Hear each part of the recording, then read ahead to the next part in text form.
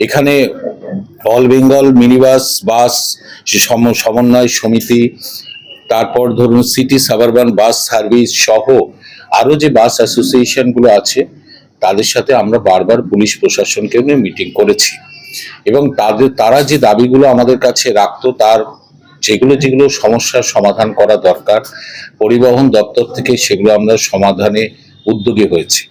এখন মূলত দুটি সংগঠন মিলেই বন্ধ ডেকেছিল, আমরা তাদেরও বলেছিলাম যে আসুন আবারও আলোচনা হতে পারে, আলোচনা একাধিকবার হতে পারে, আমরা তাতে বসতে আগ্রহী আছি।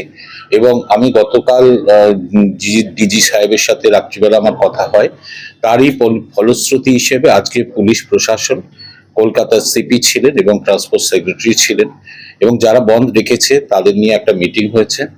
মিটিং হওয়ার পর আমরা তাদের যে দাবিগুলো আছে আমরা তাদের বোঝাতে সক্ষম হয়েছি যে সরকার তাদের পক্ষে আছে।